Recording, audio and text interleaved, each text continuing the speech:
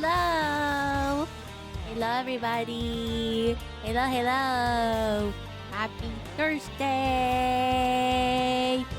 Happy Thursday! Happy Ace Tony Thursday! Happy Urethra Thursday! Happy Urethra Thursday! Oh god. As soon as I said it, I yawned. I'm sleepy right now. I don't know why I'm sleepy, but I'm sleepy. So I hope whatever we have left of the story, I have left the episode 3, hope it wakes me the heck up. I'm streaming a little bit earlier today because I want to have enough time to stream and then help Lanny go to work and then do commissions after. So we're slotting a cute little couple hours stream here. Yeah.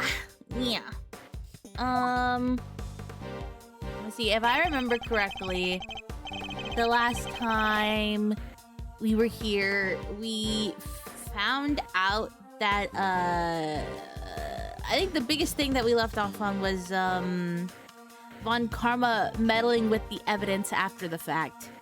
So he took, I forgot, he did something with the blood. And he like washed it downstream.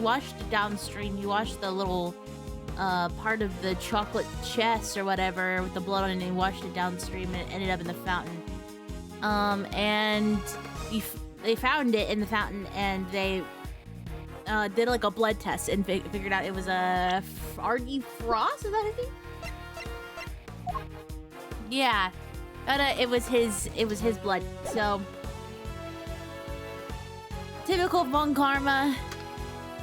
I'm pretty sure, like, I don't think this connected in my brain until like maybe at the end of last stream, or right like as I was thinking about it. Like this incident, this case is the case that killed Gregory, right? Like this was the exact case because I remember in the first game, they specifically said that Gregory is trying to out Von Karma for, like, meddling with the crime scene and, like, fixing his evidence so that he could win. I don't remember if he was actually successful in doing that in the case or not, and that's why Von Karma, like, had him killed. But that's what I remember. So it's kind of like, it is so crazy to see like the actual case and going through the actual case where this is happening right before the elevator incident.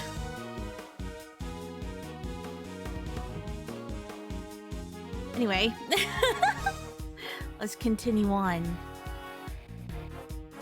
And that's pretty much how things went down. Those are the facts of the IS-7 as far as I'm concerned. Oh god. I'm finally learning the truth about my father's last case. Yeah, it was his last case. So what happened at the trial? Oh. Well, we lost. Oh. Von Karma did a real number on us. Really? You couldn't prove that Mr. Tingaroa was innocent? Oh, we could prove it all right. Had a decent little pile of evidence in our favor. Problem was, we underestimated Von Karma. He fought even dirtier than we feared. I can imagine. Secure a conviction at all costs. That was always his guiding principle. Yeah, ain't that the truth? Anywho, the trial dragged on and on. The whole thing took about a year in the end. I'll never forget the day the verdict came down. December 28th that following year. It's April now, so... Ooh, mama! We're talking over 17 years ago. Time sure does fly, huh? December 28th. I was there that day 17 years ago, sitting in the courtroom gallery. Oh my god, stop. Don't show me. Just before the trial got started, Greg already noticed that Samson was looking even worse than usual.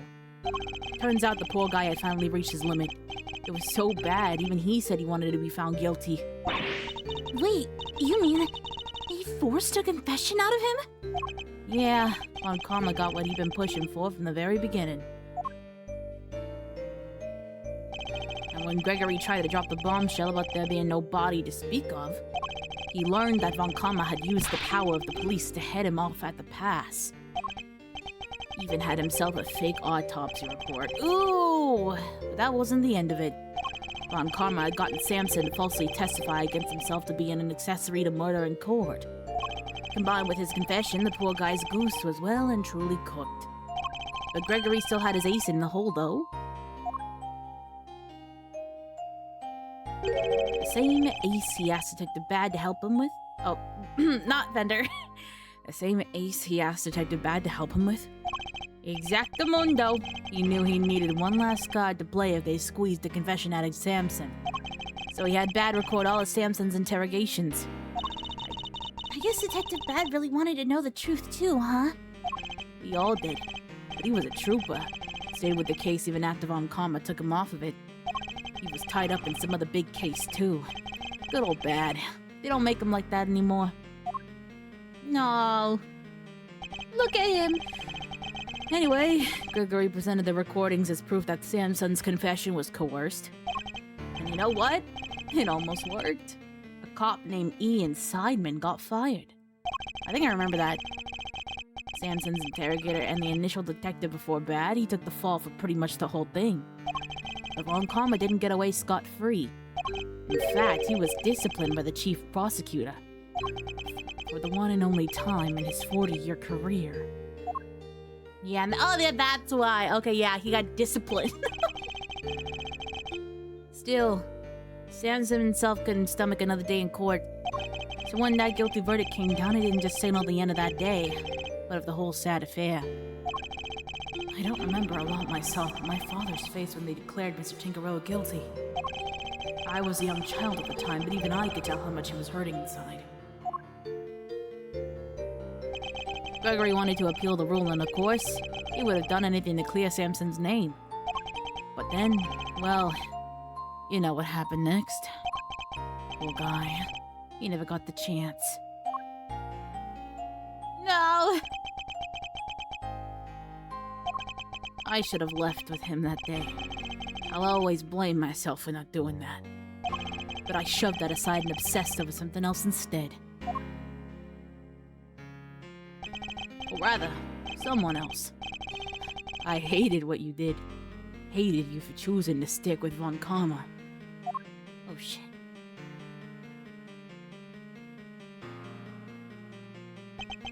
I hope you can forgive me. No, you had every right to hate me.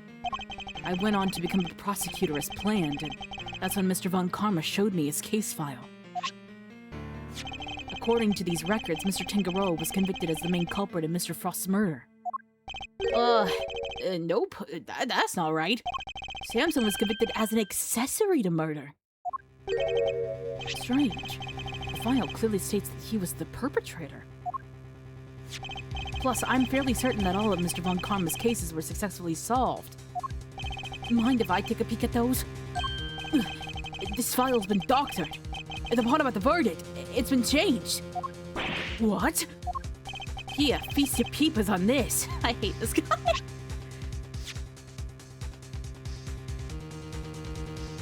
Even his result discovered he has a taste disorder. Damn. Convicted as an accomplice. That's a copy of the file they have on record at the courthouse. Then why is my copy so different? Well, you said it came from Von Karma, yeah? My guess is he didn't want Gregory's son thinking there was a murderer out there still at large. Didn't want you to look into it again before the statute of limitations was up. So everything I believed about the case is a lie? Like they say, we all gotta start somewhere. What's important is you know what's what now. Statute of limitations may run out. The truth's still out there, you know? I inherited Samson's case when the old man passed. Prosecution handed it off to somebody else, too.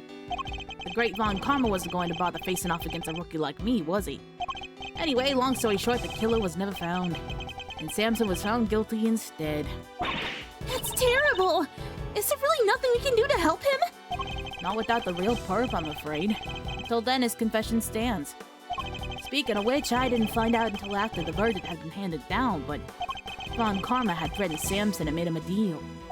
Told him if he didn't confess, he'd make sure Judy was convicted instead. Yeah, she did it. Yep, she did it. How could he? Samson knew there was no way Judy could have done it, of course. But he wasn't going to take any chances, so he did what he was told and confessed to keep us safe. That's mega suspicious. Now riddle me this, Milesy boy. I'm gonna say like, now riddle me this, Milesy boy.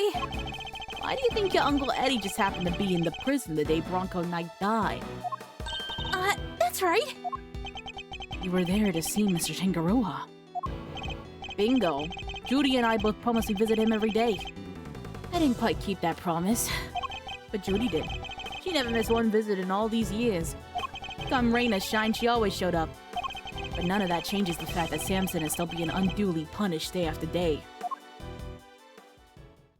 How heartbreaking. We've got to do something, Mr. Fender.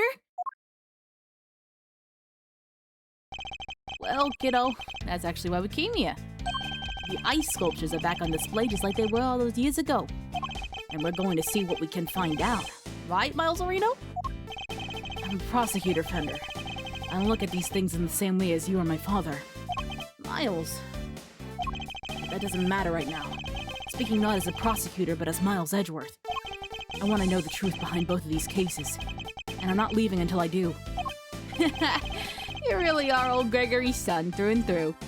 Alrighty then. Now that that's sorted, we can really get to work. Good thing I brought the IS-7 case file and evidence with me today, huh? Yeah, documents first. Who doesn't love paperwork, am I right? The parts in red ink are my annotations. Okay. Thank you, Thunder. And here's some evidence for you. Enjoy! There's quite a few, so I'd take a minute to scope them out if I were you. Oh boy, smell a mountain of evidence. No, I'll take a look at them right now, Miles. JK, I don't have them. Miles, what the fuck? Yes, I see. I'll take a look at them in a bit.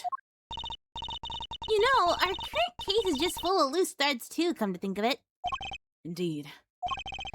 The key players of that incident 18 years ago who just happened to get caught up in another incident.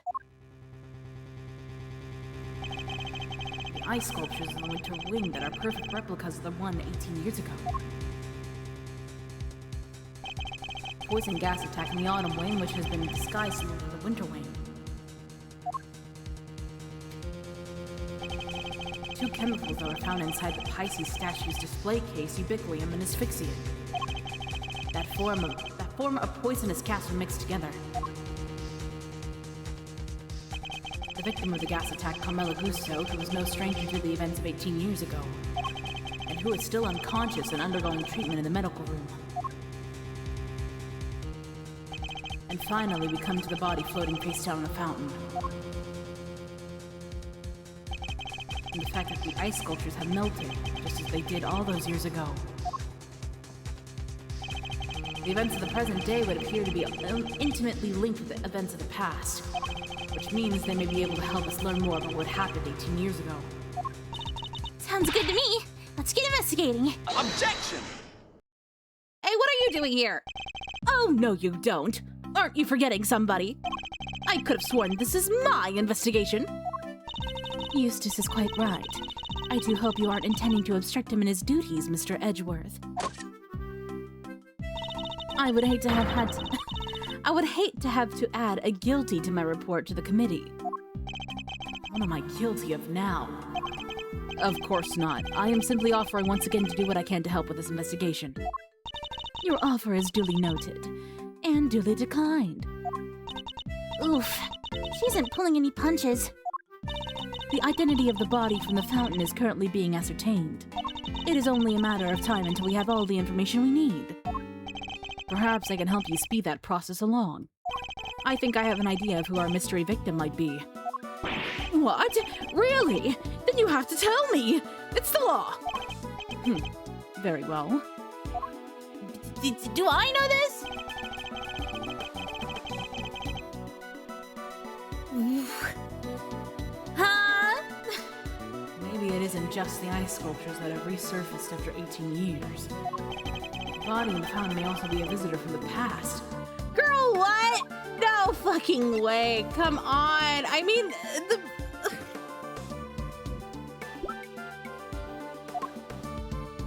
It did look like Artie, okay? It did look like him, but no.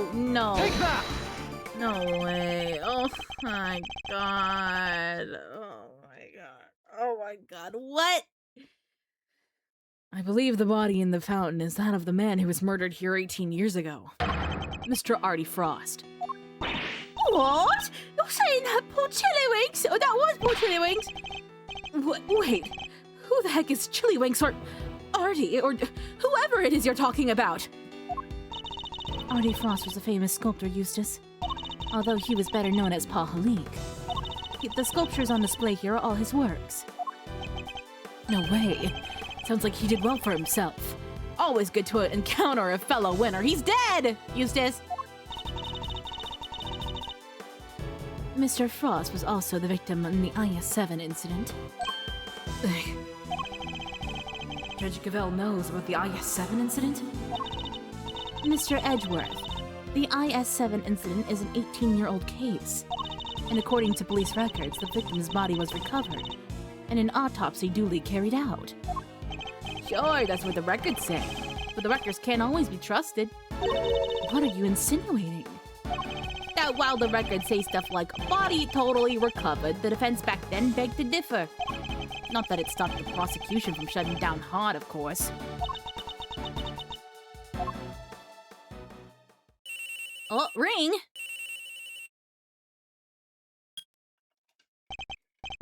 Yeah, this is Winner. What? Really? What is it, Eustace? The body. We've got an ID. Some sculptor called Frost or something? So I guess Edgeworth called it? What the fuck? Goddess of justice! So my father's deductions were right all along. Well, Judge Gavelle, I'd say this changes things, wouldn't you? Perhaps now you'll admit that I might be of use to this case. More than a certain junior prosecutor, anyway. No fair! You're trying to steal the win! I'm doing no such thing. All I want is to uncover the truth. And if we're going to get to the bottom of what happened here, we'll need to work together. We do not need to do anything, and you do not need to know the truth.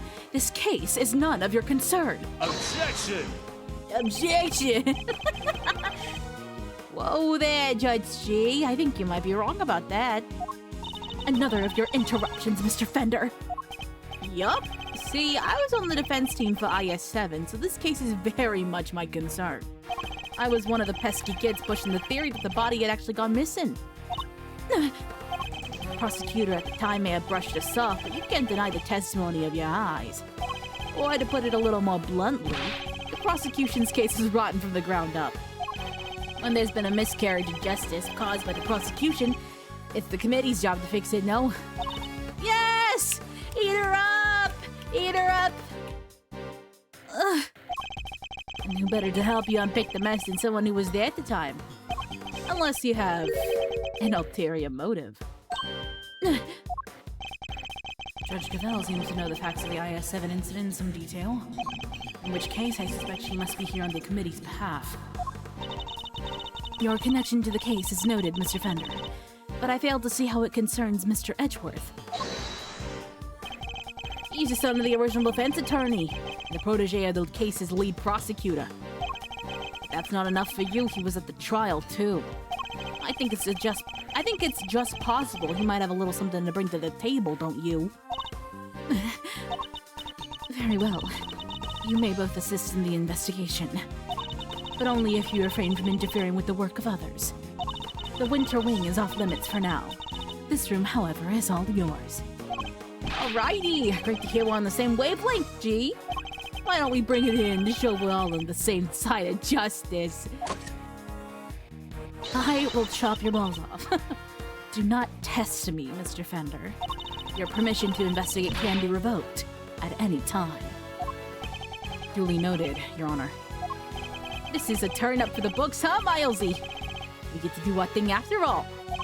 Thanks to your immeasurable help as always. No sweat. Besides, I was mostly doing it for me. Cuties. Okay, I'll be investigating my own thing, so just holler if you find something interesting. I will. There he goes. Hi, Cosmia. Suffering. Interfering with what work? Uses ain't doing nothing, and he ain't doing shit. Okay, shall we? Heck yeah! Let the investigation commence! We're still unclear on two key facts. How Mr. Frost's body came to be where we found it, and the source of the ubiquium. You're right. We need some more intel. Indeed. Let's focus on the ubiquium first and foremost. It's used in stuff like dish soap and paint, right? Correct. It's also bright red in color and has a distinctive minty fragrance. Fragrance! Oh my god, minty fragrance! Okay, sounds like we know what we're looking for. Let's see. I don't want to talk to you.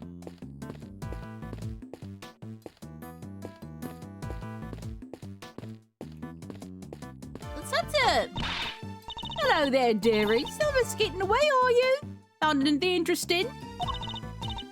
No, dearie. Well, nothing much anyway. Silly girl, that wasn't a dearie moment. That was more of a lambkin. Sweetheart is when you're being sympathetic, of course, and treasure is when they're in a tease. Love is for people you're not that keen on, and petal you use when you're trying to get someone's attention. Wow, I didn't realize there were so many rules. Mr. Edgeworth Petal, I hope we're getting all this down. Don't even try, okay? Oh, dearie me. They're so cute. I don't want to talk to you guys. It's a selection of trophies won by Paul Halik, or rather Artie Frost. Evidently, he was a very well-respected artist. Well, you got one too, Mr. Edgeworth. It's about time I won one too. Guess I'll have to find some thieving contest to enter. Or you can set something up. Something with a nice ceremony at the end, all that. Yes, followed by a swift round of arrests. Wow. What are you looking at? Hey there, Mazzarino. It's a situation with the investigation. Things are progressing.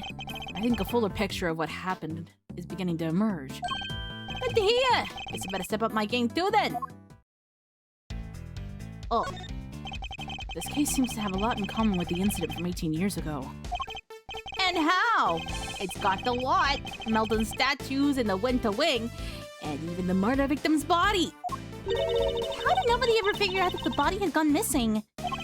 Ross had no family apart from his son. And, well, the kid kind of vanished. Nobody's seen him since the... Oh! Nobody's seen him...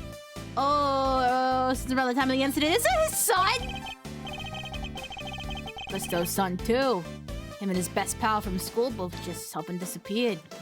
What? And they were never found? Listo's boy wasn't. Not as far as I heard, anyhow. Guess Frost's kid turned up in the end, though. He collected his inheritance at some point.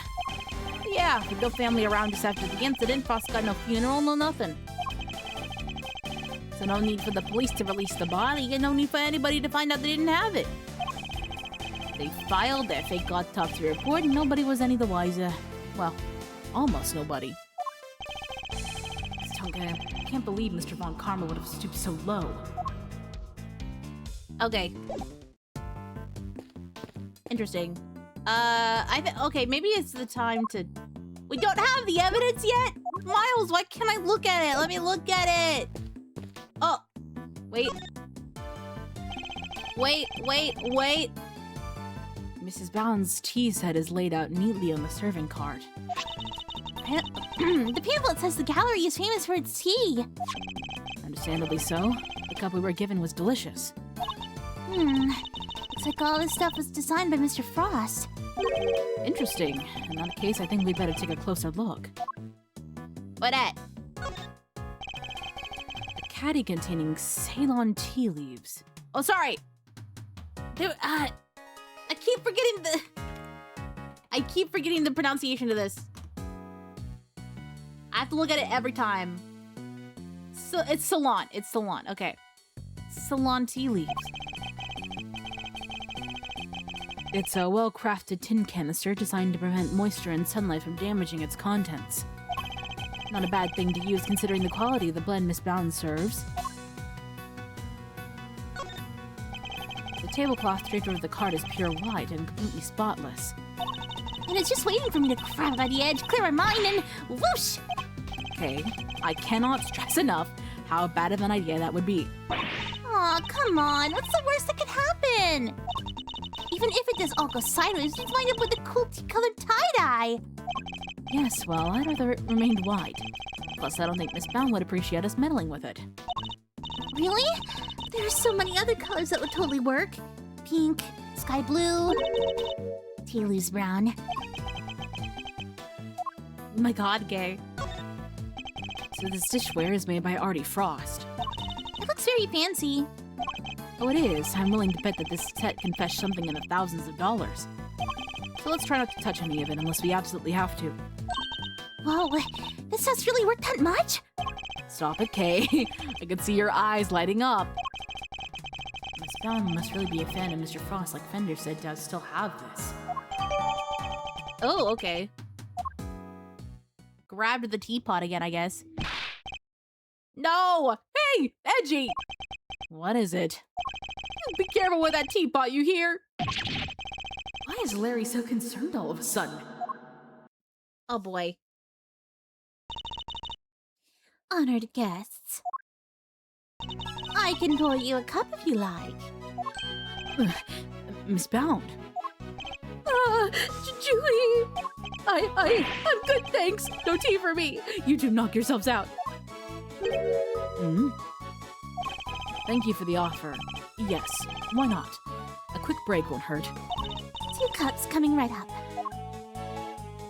What's in the tea, Judy? This smells great. Look at Kay! Wow, it tastes even better than it smells. What type of tea is this, Mr. Edgeworth? It's Salon, I believe. It's usually identifiable by its citrus aroma, but... Miss Bound, is this the same blend you served this morning? Why, yes. Is it all right? There isn't anything wrong with it, is there? Oh no, not at all. It's just that the cup you gave me earlier has a slightly different aroma. Hi, Jamie! Welcome. I'm doing a little bit of an earlier stream today, so I can take Lanny to work A little later. Wow, first, catch me up first. Let's freaking go. Really? That's odd. I used the same exact blend both times. I can't see what could account for the difference. Hey, what's the big idea? Quit being mean about Judy's tea, will you? What's gotten under your skin, Larry? Nothing. You're just rude, that's all. You don't even try to call me by the right name. It's Laurie's the name, dang it. You know what? I'm done. I'm not talking to you anymore. Well, that was childish even for him. Wow. What happened there? Let's ask him about it later, shall we? Talking to Miss Bound is more of a priority right now. We may not have any evidence to prove that she's the culprit, but it does seem likely that the poison gas is her doing. Indeed. Jamie, I hope your day has been good so far. Let's look at our puzzle pieces. Can we connect these? No, okay, we can't yet. It didn't tell me how the tea smelled different. He said it smells different. Where were you before you rejoined us here, Miss Bound? I had to go until our visitors were closed. Oh, and hand out a little something in apology. Was there something you wanted to talk to me about? Yes, a few things, actually. Not least of all, the fact that I think you might be the one who set the poison gas trap. The original ice sculptures melted 18 years ago, correct? How did you manage to recreate them? Oh, you know about what happened back then? In that case, you might also know I took pictures of them during the contest. Oh no! Okay, Jamie! Nice streak. Hell yeah. I hope you have the rest of your day. Much love to you. I commissioned the creation of a set of replicas based on those photographs for this current exhibit. Why go through the trouble of creating replicas? Mr. Frost's Zodiac series was his great unfinished masterwork. I wanted to see it completed at last. Or rather, recompleted. It was my fault that the original set melted in the first place, after all. I see. And is there any particular reason why the winter and autumn wings look so similar? Oh my! You really think they look alike? Perhaps I used some of the decorations from one or the other by accident? She's clearly lying. I don't have the evidence to prove it just yet. Is there anything I could present to her?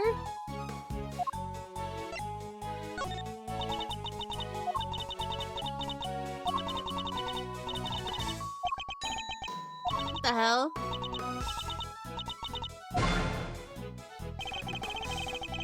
It's instead of Cake Crimes, the musical or something?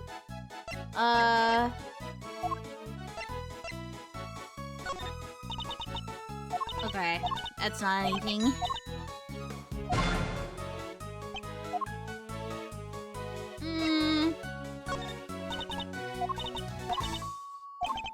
Judy! Talk to me, Judy!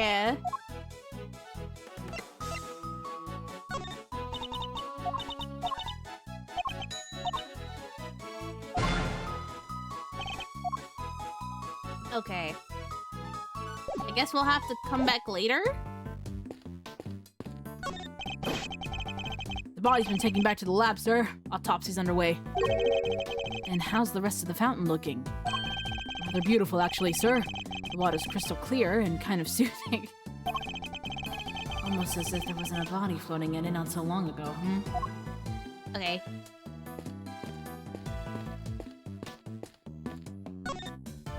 What's good, Larry? I'm going to keep this simple, Larry. You're hiding something, so just tell me what it is.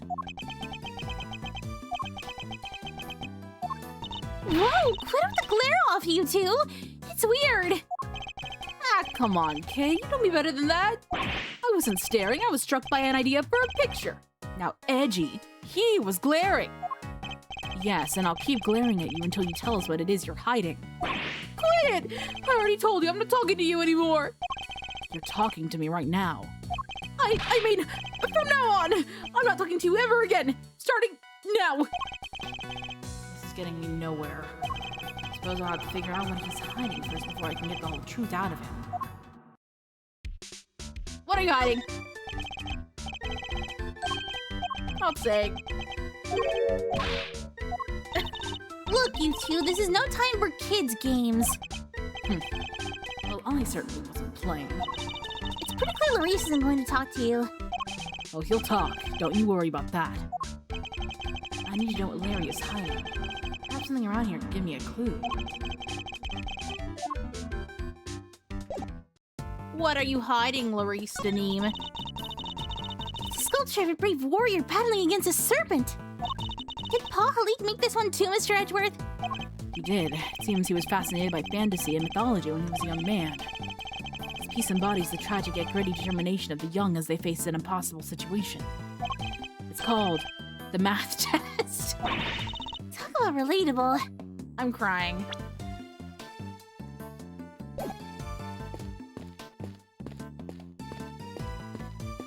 Why are you looking at this cart? Why is there a lift cart just sitting out here in the open? Somebody must have been moving something heavy. The top of the platform seems to be wet. You know, I've got a funny feeling I've seen this thing before somewhere. You mean like 18 years ago? Yeah, it's all coming back to me now. I last saw it in Frost's room. Huh. You must have used it to move the ice sculptures around. Oh, you must use the ice sculptures around a fender. It's one of those fancy numbers where you can change not only the platform's height, but even its angle. If you had one of these, you could move a giant lumps of ice around no sweat. Huh. Oh, just think of the possibilities. I could really use one of these. Still doesn't explain what it's doing here, though. Bit of a head scratcher, but we should give it a think, yeah? Indeed. After all, I just might have something to do with our case. Interesting. Those are tools by the door, right, Mr. Edgeworth? Yes, it leads to the spring wing. The spring wing! Spring. A popular time to move house. Which makes it open season for great thieves. Housebreaking is a little beneath a great thief, wouldn't you say? Yeah, I guess you're right.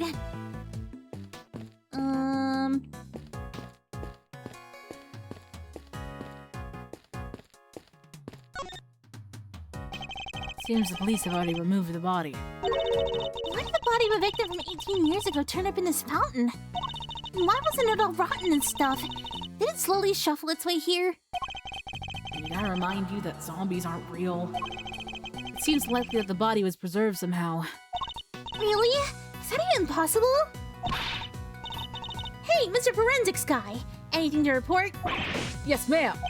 Traces of both ubiquium and asphyxium have been detected in the fountain. I'm gonna say they were probably carried here by the stream from the autumn wing. In addition to those two chemicals, there's also a large amount of sugar. The composition of the sugar is being analyzed as we speak. There's sugar in the fountain. Where would it even have come from? Huh. Okay. Sugar.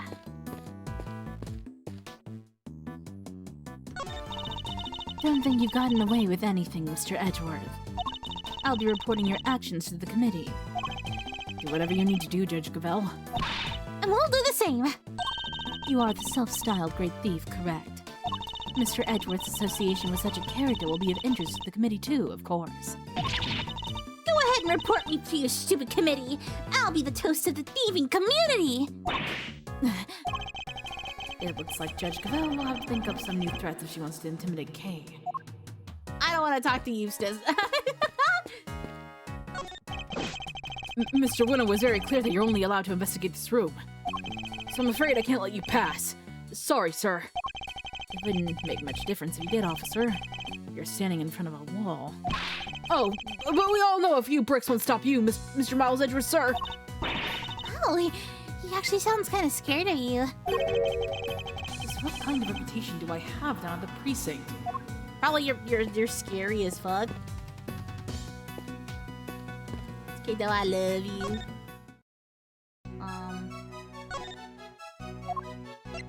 What's the lift cart doing here? Haha! This lift cart. I heard it was in use 18 years ago, too. That's right. It was in another room until, oh my god. It was in another room earlier until I brought it out here. It's very useful for moving large, heavy objects around. Why is it wet? Is it used to carry something wet?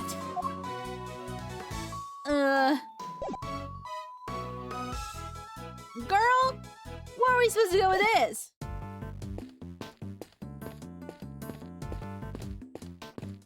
Why is it wet, Larry? Larry, do you know why it's wet? Oh, wait. The top of the platform is wet. We someone use it to move something liquidy around? Yes, but the question is who and what? My god. We can't think on our we can't use our brains and put two and two together. That's probably the ice sculpture. Come on, Miles, you're smarter than this. Larry! Come on. Come on. Come on. Come on, Larry. Come on, Larry. Your art? God damn. It's giving us the silent treatment.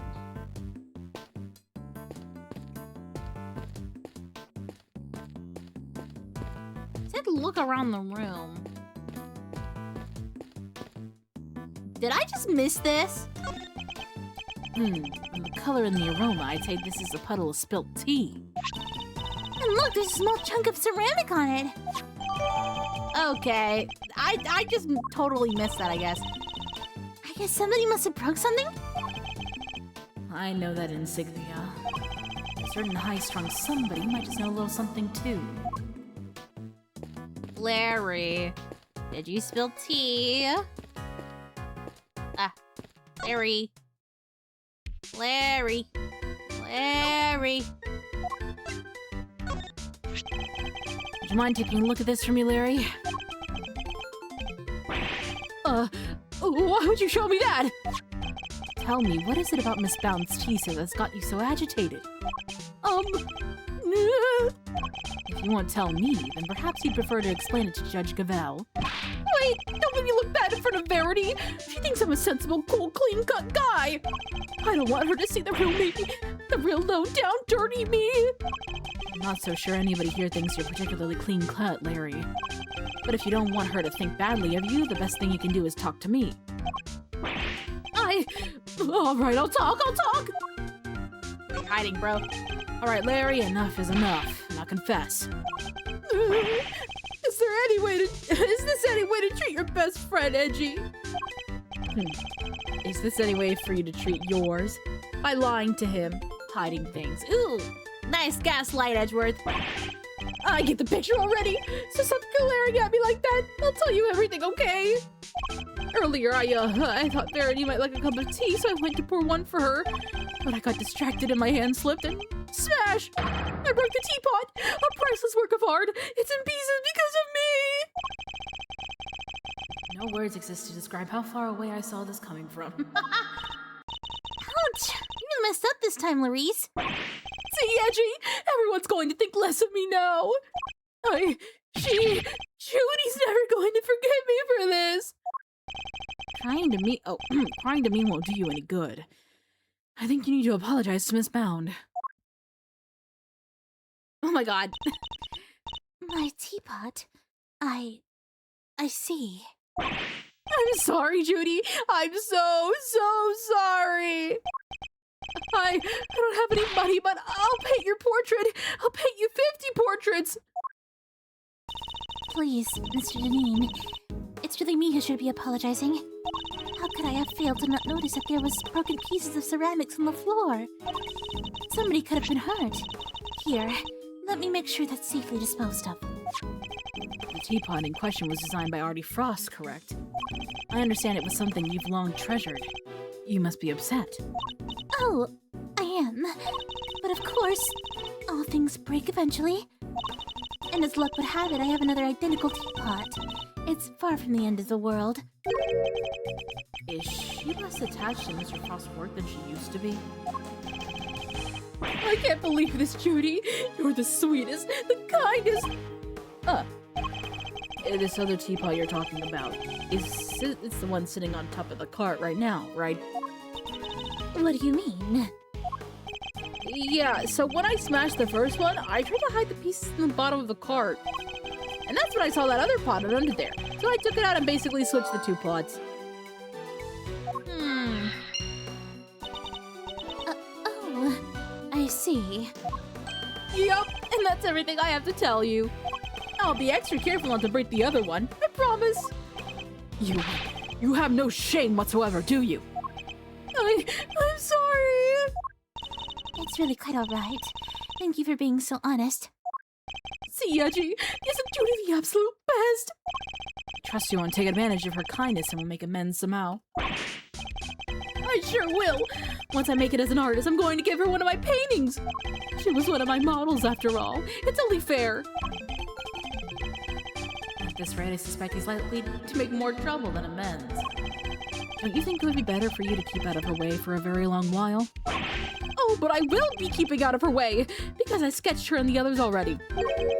Her and the others? Keen to see my work, huh? Yeah, I drew a few great sketches of some ravishing beauties. Wanna see? Interested in Larice's ravishing beauties, huh, Mr. Edgeworth? I'm afraid you've greatly misjudged Kay. Happy Pride! Happy Pride, Edgeworth. I simply wish to see if Larry has captured any unusual details this time, too. Unusual details? Nothing's unusual about these. They're my best work yet. Really? Now I want to see them too. Aw, you're a sweetheart, Kay. Alright, let me dig them out for you. Give me a sec, okay? suppose we might as well take a look. Oh boy. So, these sketches of yours? Seriously, Edgy, if you wanted to check out my art, you should have just said from the get-go. Here, feast your eyes on this. Wow! Okay. Yes, slay. Larry, these are really good. Okay. Dude, I'm so glad Larry actually has the talent in something. I'm glad he's actually good at something. He has one redeeming quality, and that's his art. Dude, me as fuck. What am I looking at here? I told you already! Ravishing beauties! Just a few of the fair faces that have caught my eyes in the bed here, you know. Oh my god, he liked... he liked... There's Verity and Judy and, somebody else. Why did you draw them on the same page? Well, I meant to draw the room at first, just something to pass the time. And then I saw one beauty and then another, and well, I just scribbled them all down as I went. So these were all drawn at different times. Huh? Yeah, I guess. I did one of you too, Kay. You're on a different page, though. Wow, you did? I'm flattered. How true to life are these sketches? Did you only draw what you actually saw? Of course! You think I draw things I can't see? Like using my imagination? Nope, these are 100% true to life, right down to the exact shade of each color. So the colors are accurate. Interesting. What? Much as it pains me to admit, Larry may have provided me with a useful piece of evidence yet again. The serving card in the sketch, for example, compared to the one here in the room. There's a clear contradiction between the two. I think a little deduction is in order. Could I borrow this page for a while, Larry? Sure thing! You want me to sign it for you? Just the page, please. Interesting. Yeah, it's a blue cloth.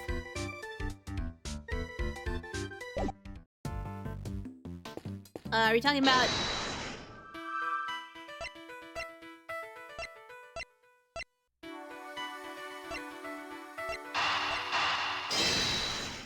Is that it?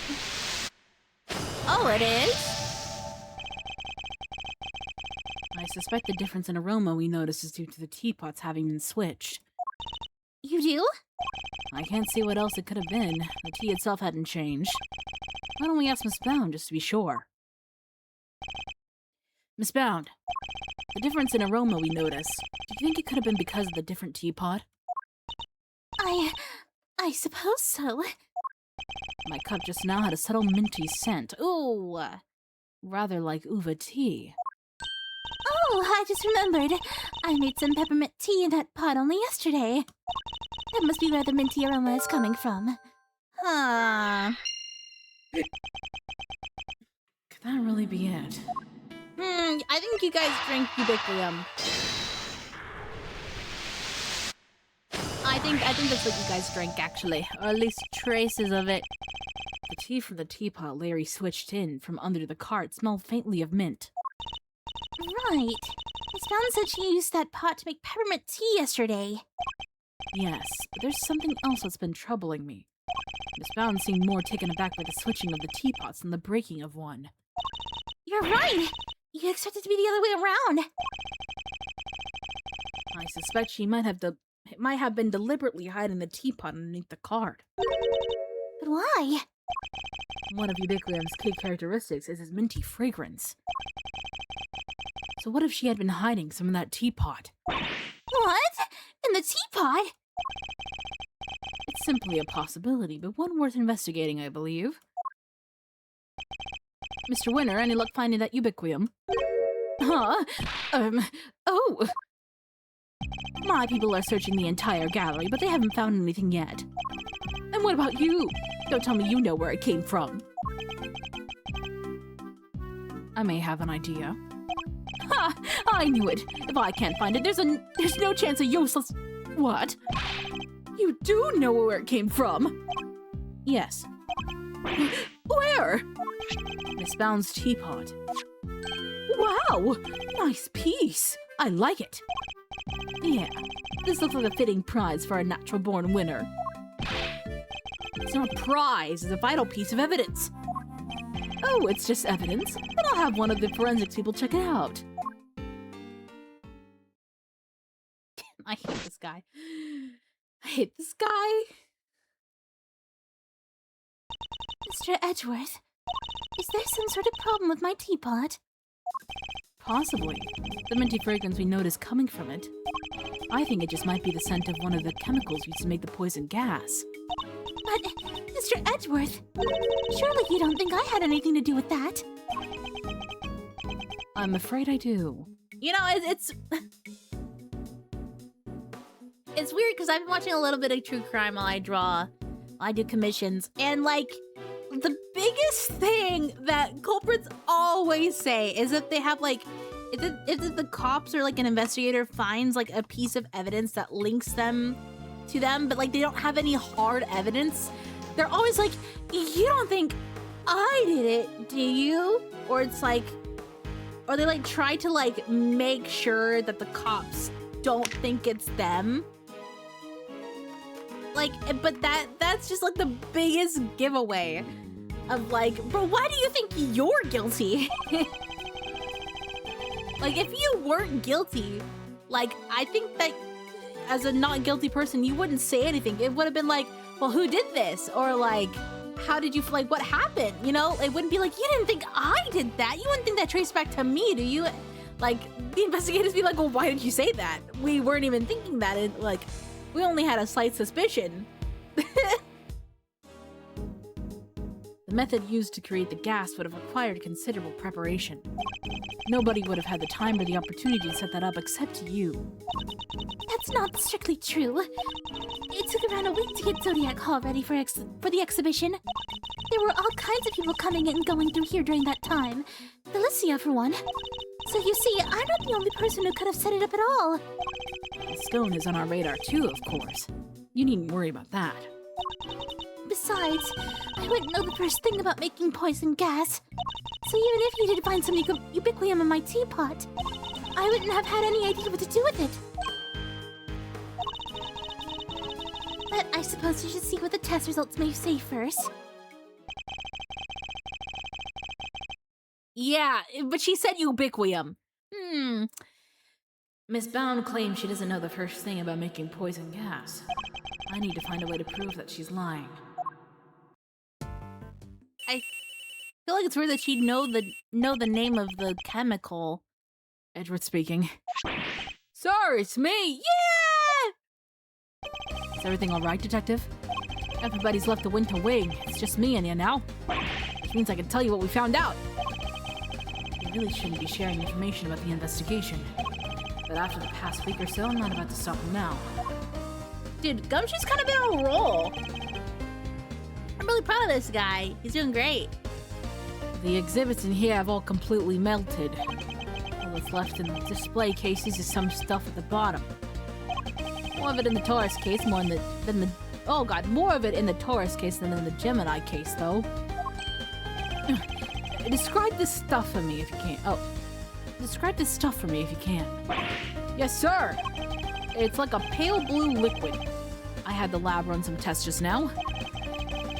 The sample from the Taurus case just had a bunch of sugar in it, but the one from the Gemini case had 3 different substances in it, which were sugar, salt, and blood. Blood? What are salt and blood doing in the Gemini case's sample? Can't imagine whose blood it could possibly be, but I'll get it tested right away, sir. Please do, Detective. Oh, I also spoke over the radio with the forensics guys about working on the fountain room. He said he just got word that the sugar they found in the fountain matches the sugar in the pale blue liquid. I see. That might well prove to be a significant development. Well, there you go. Anything else to report, Detective? Yes, sir. We found one of those light-emitting devices here in the winter wing, too. There were a few of those being used in the auto wing to disguise it as the winter wing, as I recall. It seems that the equipment from 18 years ago is more than just for show. I need to talk to Miss Scone about this. Anyhow, I better be getting back to it. I'll let you know as soon as we hear from the lab about that blood. Yes, thank you, Detective. What was that? Was that Gummy? Seemed like he had a lot to say.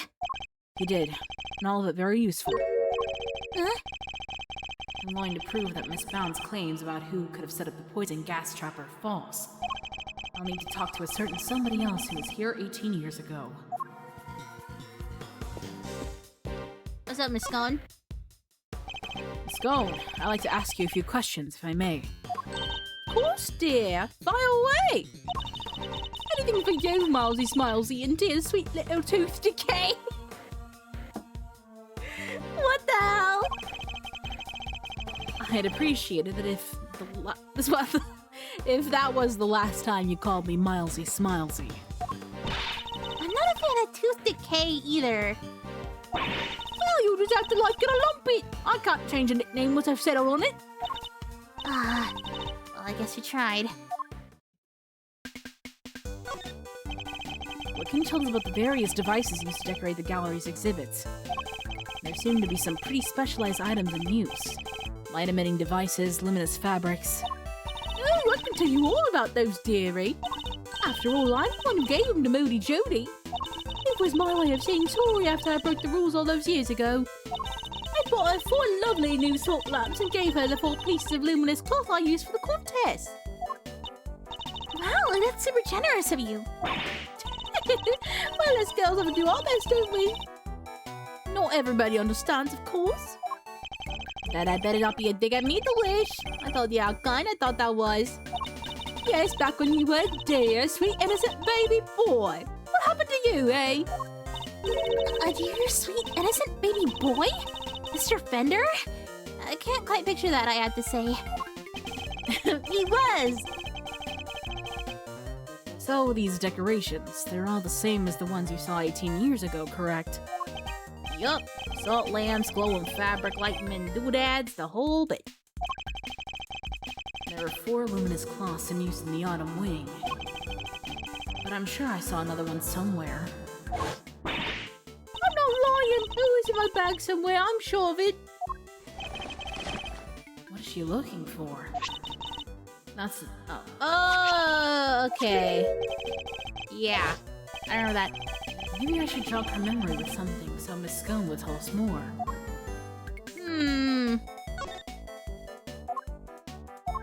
Loaf. You had a piece of fabric like this in your bag, didn't you? Oh, did you not, Miss Scone? Albeit a somewhat grimier one. Grimy, how rude! You won't get people to cooperate with your little investigation like that, young man. Shall I call it a dish towel then? Perhaps use it to wipe up some sort of spillage. A spillage, he says! A cheek! That's a piece of highly specialized luminous cloth! Oh, I probably shouldn't have told you that. I think I'd like to know a little more about this highly specialized luminous cloth, if you don't mind. Why didn't you want me to know you had a piece of luminous cloth in your bag? Oh, well, I suppose enough for hiding it now, is there? If you must know, I fished it out of the fountain. It was right before they called me into the autumn wing. So Larry's sketching Miss Scone is of when she was trying to retrieve the cloth. At first, I thought it was one of the ones I'd given Moody Judy. One of the 4 you'd given to the gallery, correct? Exactly. But all 4 were being used in the autumn wing, weren't they? So I realised it must be the one that went missing all those years ago. I'd already had my investicide ultra pinch and used to make poison gas. If one of my clothes turned out to be used in some sort of dastardly deed too, well, I was going to look guilty as sin, wasn't I? So I kept it hidden in my bag and hoped for the best. I see. Oh, it does feel good to get it off my chest, though. This is no good for the complexion. So the cloth that disappeared 18 years ago, the one that the victim was wrapped in, just happened to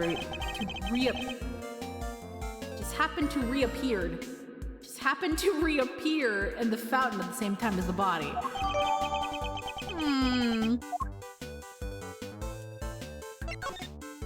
Miss Scone, you're something of a specialist.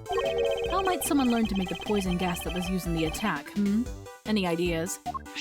Well, any pharmacist who ever handled Infesticide Ultra would know for a start. After all, it says it right there on the label. Do not mix with products containing ubiquium, ever. But what about a layperson? Something they'd know when you say? I suppose so, yes. Well, unless they had a nose through the ultimate cookbook anyway. Prize from the contest 18 years ago. The recipe for making Infesticide Ultra, along with that not mixing with the ubiquium, bit is in there, you know. So you're familiar with the contents of the book? Oh, yes, dear. I know it inside out. Because I work for the Tangaroa Group, you see. We're the company behind Cold Killer X. I'm sure you heard of it. Cold Killer X fights bat sniffles and sneezes with ease, apparently. After Sammy Pooper was found guilty, the company took custody of the book. But they only grant their most trusted people access to it, of course. Which means Miss Scone is one of these elites, I suppose. Okay. So we got... Oops. I didn't mean to talk to you, Kay. Even though I love you, girl. Okay. That's all I have left then. Oops. I wanted to talk to you. Do you mind, Mr. Winner? You're in my way. I do mind, actually, and I'm not going anywhere. You'll just have to go around me. I just thought you might want to move to a better spot, that's all. A better spot. I demand you show it to me at once. Is that really all it takes to make you do whatever we want? Wow.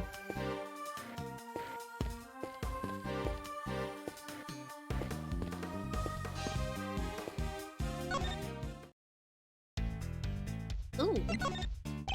Ooh. Tell me, Fender, what kind of person is Miss Bound? Wait a minute. Don't tell me you got a thing for her, Miles Stir. I do not. Happy Pride, Miles, again. Chill. I'm just yanking your chain. Anyway, what can I say about Jude? Well, she's a real brave trooper for one. What else do you call someone who waits around for 18 whole years like she has for Samson? Even after his extended family kicked her out of this place. What? Threw her out? Yup. Jude wasn't technically part of the family, so there was nothing she could do. She had nothing. Nobody. No job after Samson took the fall. So she had no choice but to take what he taught her and make her own way in showbiz. She's retired from all that now, though. Yes. Why did she retire? She'd finally made enough to buy the old place back. She even got the ultimate cookbook back from the Tangaroa Group after they basically stole it. Oh my god. This lady's guilty as fuck. Guess this place and everything to do with it was all she ever cared about. So she just wanted it back. All of it. Fender seems very sympathetic to Miss Bound's plight. But from a less charitable perspective, she has, in a way, taken everything that Mr. Tangaroa's for herself. That's very interesting, Judy. Why did you do that? Why are you doing this?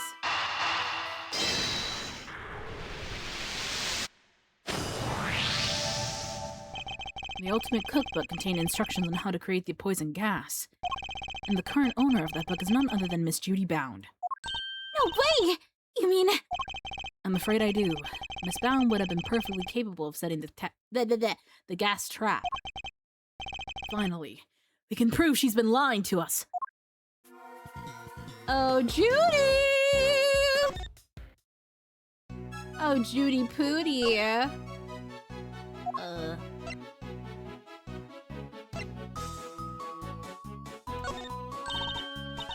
Oh my, is that me? Yes, it was painted by the so-called artist over there. It's wonderfully drawn. Would you mind if I kept it? I'm sorry, Miss Bound. I'm afraid it's an important piece of evidence. Oh, I see. It's a shame. I suppose Larry's charm is something to talent if he can impress a gallery owner with sketches like these. They looked good, Miles. Those are good sketches, Miles. He's so mean. Oh. What kinds of pharmaceutical recipes are in the Ultimate Cookbook? Oh, there are so many. It could take a while to go through them all. But if you really want to know, well then let's start the show.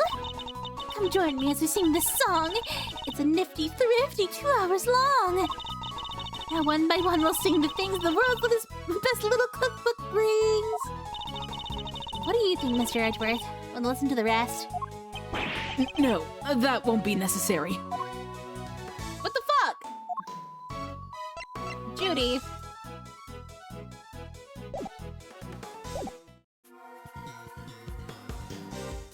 Okay, well...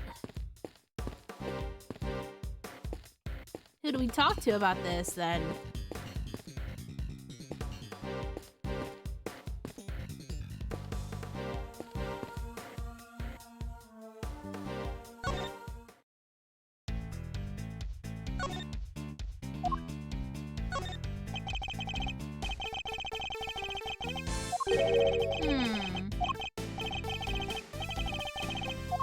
Hey, Starino.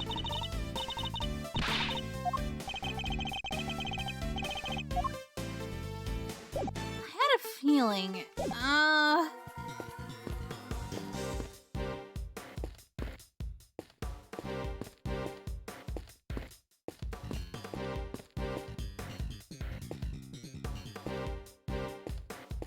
So everybody is already.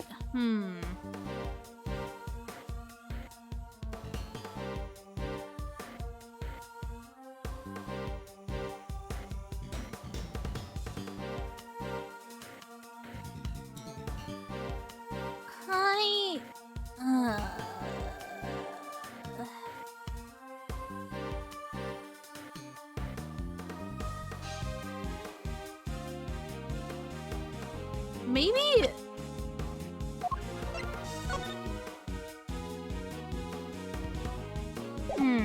Okay, there's nothing we can inspect in his thing. Maybe if we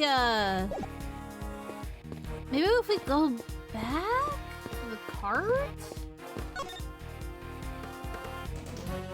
No. Wait. Yes, the cart. Yeah. Eureka! This should be it, right? Larry, could I ask you something about your sketches? Fascinated by the work of the great Laurice Denim, huh? It's the composition, right? Not exactly. This light blue tablecloth. You painted that exactly as you saw it, correct? I already told you, everything is exactly as I saw it! But the tablecloth on the carpet here in this room is white. Wow! Your head's so full of crazy theories, the simple stuff just passes you right by, huh? What's that look for? Listen, just before I drew that sketch, I was in the middle of some business with a cart with a tea set on, okay? What kind of business? That's right, it was the hiding the pieces of the teapot I smashed kind. That's nothing to boast about. Anyway, I was still in the middle of cleaning it all up when Judy came out of the winter wing. I didn't want to get busted for breaking the pot, so I quickly dove out of sight.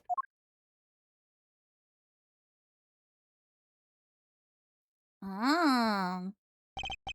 Wait, Miss Bound came out of the winter wing? Yeah, and she was pushing a cart. A different one. That's the one with the light blue tablecloth on it that I drew. And what did she do with the second serving cart? Well, I saw her wheel it into the summer wing, but I don't know what happened to it after that. When she came back out, she was pushing one of those other carts, the kind you can lift stuff with. A lift cart? Yeah, so I called out to her, but she just ran off and left it behind. Never had her down as the shy type, but it just goes to show, you never know. Another serving cart and a lift cart. Is there maybe another tea set too? You better check with Miss Mound. Interesting. I wonder what she had in there. Was it a body? Was it a body? Are there 2 serving carts here at the gallery, Miss Bound? Oh, yes. Why do you ask? A certain so-called artist showed us the sketch. I couldn't help but notice the color of the tablecloth. It's light blue. Light blue? I'm afraid your friend must be mistaken. I only use white tablecloths freshly laundered and starched. Like the perfect wrinkle-free one on the cart here in the fountain room, right? Exactly. If I saw so much as a blemish, I would replace it right away. Could the color of the tablecloth in the sketch simply be a mistake on Larry's part? No! He's never wrong. At least in his sketches. Do you have any idea of what you might have been doing when the sketch was drawn? Let me see. I appear to be carrying out my usual duties. I'd like to ask you a little more about these duties, if I may. What exactly were you doing when the sketch was drawn? Because from what I can see, your card doesn't have a tea set on it. I was delivering some chocolates to the investigating officers. Aw, I'm jealous. I love chocolate. Well, there were a few left over so here, for you both. I made them myself. I hope you like them. Woohoo! Thanks, Miss Bound. Well, why not? They're a little melted, but I suppose that's because they've been sitting around in her pocket.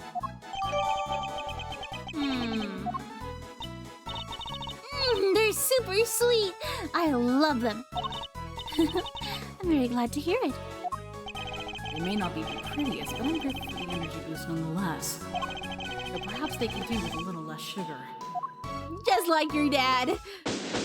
Ah, there we go. Yay! And that's that. All that's left now is to await the results of the tests on the teapot. To be continued. Ole mole. Oh,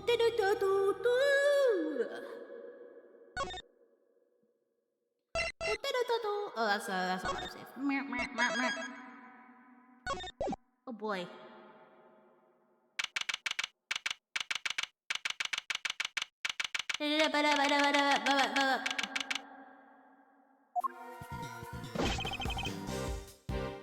Test results have just come in, sir. Traces of ubiquium were found in the teapot. They were. Just like Mr. Edwards said. Curse you! You better not think this means you beat me. You really need to drop this obsession with coming in first, Mr. Winner. We're all on the same side here, remember? We're all trying to get to the truth. What? But first is best! Everybody knows it's better to be a winner than a loser. There's really no way for a prosecutor to think. Not a successful one, anyway. Oh, but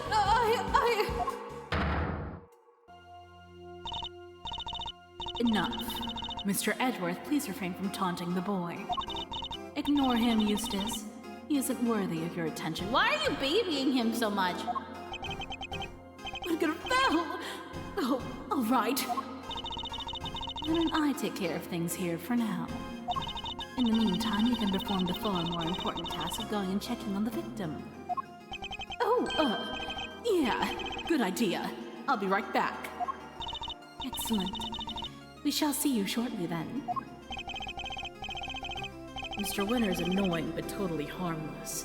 Judge Gavelle, on the other hand... Now... Miss Bound, perhaps you could explain why traces of ubiquium were found in your teapot. I had no idea there was anything like that in there. Perhaps it's one of the ingredients in the dishwashing soap I use.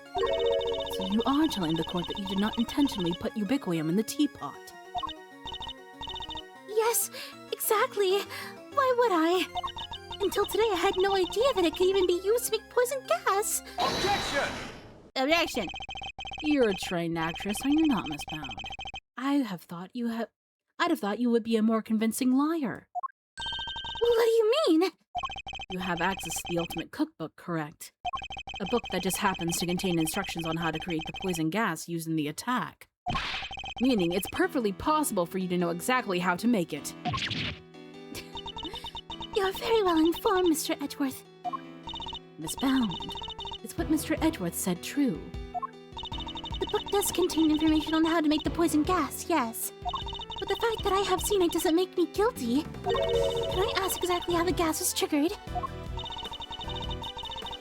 The victim used a blowtorch to heat the lid of one of the display cases, thereby melting the ubiquium. I see. But he locked himself in the room too, didn't he? Surely that and the fact that he triggered it himself. Wouldn't it point to it being a suicide attempt? So she's not willing to admit to anything. Furthermore, where would I have gotten hold of the Infesticide Ultra? Oh, I don't know. Perhaps you stole it. You know, I did bump into Modi Jody a week or so ago. And that very evening, I noticed my Infesticide Ultra had gone missing. Her leg brought it back up. Jody, surely you didn't. Delicia, you carry your bag of pharmaceuticals with you everywhere, don't you? There would have been any number of opportunities for someone other than myself to steal it from you. That's true, and I don't have any hard evidence that it was definitely Miss Bound who stole it. Jules, there's clearly something you're not telling us. Why don't you just come clean, hmm? We all know you never hurt somebody for no reason, so... Not you too! You think I'm guilty as well, Mr. Fender? Can you blame me? You've got one wing disguised as another, a gas trap in one of the display cases. And you're the proprietor of the establishment. It's looking a lot like you did it, kiddo. You've got this all wrong. You have to remember the gallery doesn't have any security cameras, nor any security personnel. If some ill-intentioned person or other wanted to get in undetected, I don't think they'd have much of a problem. Wow, you're practically asking to be burglarized. We need to be more careful. A great thief could have a field day in here. And I don't think she's joking. And actually, it seems that Mr. Gusta did in fact enter the gallery before it opened. Sheesh! Jody's one tough cookie. She's not budging an inch. Maybe it's time to rock a little technique Gregory taught me back in the day. And what technique might that be? So hear me out. Everything's connected to what happened 18 years back, yeah? And since we're not getting anywhere by focusing only on the here and now, maybe we ought to approach this from a different angle and look to the past for clues instead. Turnabout! A turnabout in thinking! So my father used this method as well. Alright, let's run this through the old Thinkatron. How was Jules involved in what happened back then? According to Miss Bound, it was because of her that Mr. Frost's flavored ice sculptures melted. And yet his sculptures are here on display at this very gallery today. Is it possible that she... Thank you, Fender. I think I know what I need to ask Miss Bound now. Don't thank me. Thank you, Pops. Now take it away, Milesy. I'll grab the popcorn. Miss Bound, you say that you were the one who caused Mr. Frost's creations to melt 18 years ago, correct? I'm afraid so. I was young and foolish, and it was a terrible accident. And yet, what you did allowed you to open this exhibit, no? What do you mean? Yes, what do you mean, Mr. Edgeworth? If you are going to ask such questions, perhaps a formal testimony from Miss Bound might be best. Yes, perhaps it might. I'd like to know a little more about Zodiac Hall, and about why Miss Bound decided to dedicate this space to Mr. Frost's works. Very well. If you believe it to be relevant to the case, I will allow it. Miss Bound, would you mind? Not at all. I'll do whatever it takes to prove that I'm innocent. Then please, if you can give us some background on Zodiac Hall and the pieces on display here. Oh boy, okay. How are we gonna break her? How are we gonna break her? Let me take a sip of water. It took 18 years, but at long last, I was finally able to buy Sanson's home back a little while ago. But a place like this is expensive to maintain, so I decided to turn it into an art gallery. To that end, I collected as many Paul Leak pieces as I could from around the world. Because if I'm honest, it's always been something of a dream of mine to open a space dedicated to his work. Thank you for your testimony, Miss Bound. How wonderful it is that you were able to fulfill your dream. Well, Mr. Edgeworth, everything seems entirely above board to me. Judge Gabel, that was simply the witness's preliminary statement. As you surely know, the value of a testimony cannot be evaluated without due cross-examination. Spoken like a true attorney. Very well. You may do what you must. Oh boy. Okay.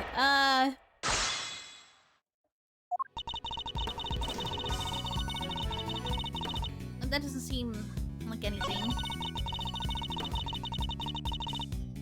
Okay.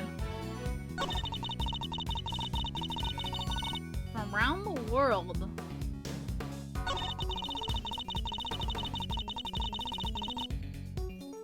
Let's try to press the third saver.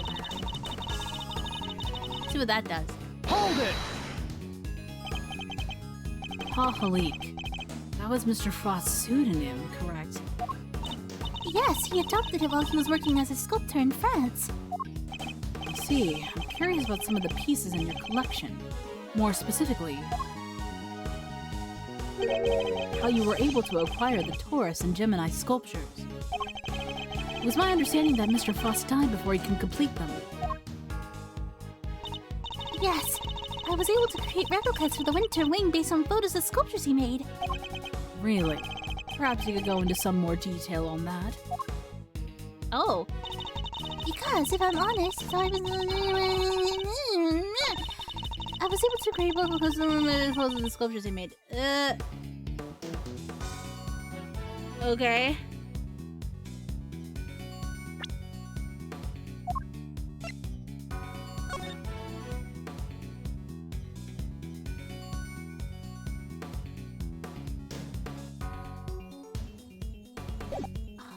Huh. Objection! Oh! Oh shit. I'm afraid you've run out of road, Miss Bound. You can lie all you like, but you can't deny the results of the tests conducted on the sculpture's remains. And those tests leave no room for ambiguity. For ambiguity. What you had on display weren't replicas. They were the very statues Mr. Frost carved 18 years ago. Oh, I could probably help explain how they worked it and out if you like, dear. It's the sugar, you see. You might think sugar is sugar, but the composition is actually very unique. You could probably recreate the statues with the sweet secret of the chemical makeup. No chance. Thank you, Miss Scone. I don't recall asking her for help, but still. To put it simply, the statues didn't disappear back then because they'd melted. They disappeared because you spirited them away and kept them hidden for these 18 long years. What? She kept a pair of the flavored ice sculptures around somewhere for all that time? It's not the most out there idea in the world, assuming you had a big enough icebox. Overruled. Quiet, all of you. Miss Bound, have you anything to say in your defense? So you've already learned that much. Should I take that to mean you admit to having hidden the flavored ice sculptures in question? No, I admit to no such thing. You haven't proven that I was the one who took those statues away. And you won't, because it would have been impossible for me to do so in the first place. The police were already here and they disappeared. How could I have done it without them noticing? Huh. How indeed. I don't yet know exactly how you did it, but I'm far from ready to say that it was impossible for you to have stolen them away. You're a very persistent man, aren't you, Mr. Edgeworth? I am indeed, and I won't stop until I get to the truth. I see. Then I'd better tell you exactly what I did that day 18 years ago. Uh-oh. The whole time before judging began, I was waiting upstairs in our living area on standby. During the judging, I had to go change the camera's film cartridge for Samson. Before I could take the camera back to Samson, I discovered Mr. Frost's body. Later, around when your father arrived, I began to make the rounds and serve tea to everybody present. That was when I saw Mr. Gusto entering Mr. Frost's room. And those were my movements on the day it all happened. I hardly see how you could take issue with any of that. That's for us to decide, Miss Bound. Are you saying there's a contradiction in her story, Mr. Edgeworth? I'm more focused on proving the fact that she did indeed steal the statues. The question is, when she would have had the opportunity to do so. If I can pinpoint that, I might be able to prove what exactly she got up to. Yeah, true. I feel like we have to press a certain statement here. I can't immediately see any contradictions. Cameras, film cartridge for Samson. I remember that. Before you take the camera back to Samson and discovered Mr. Frost's body. Later on, when your father arrived, it began to make the rounds and serve tea to everybody. Oh my god, was it in the tea cart the entire time? Hold it! Just as you did today. Yes. I went around and offered everybody working on the investigation a cup of tea. I don't know why I sounded really deep at the start. Present company included. I remember it well. You were here, there, upstairs, downstairs, everywhere with that little cart of yours. Interesting. And did anything strike you as strange around that time? Oh yeah! Gregory was singing the praises of Julie's tea, and I think he mentioned his saucer was cold. Oh shit. His saucer was cold.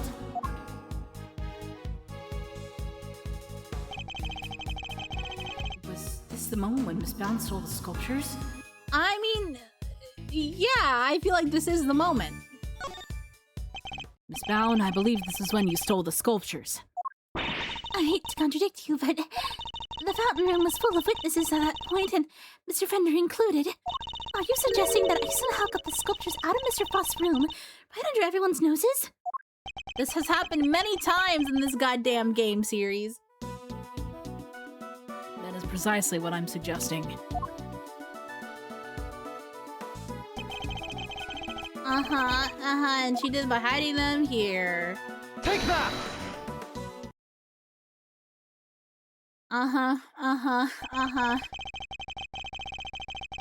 My father and Fender had no idea one of the sculptures was mere inches away from them.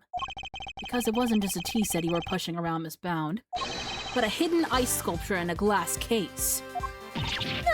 Overruled. Surely such a thing would have been impossible.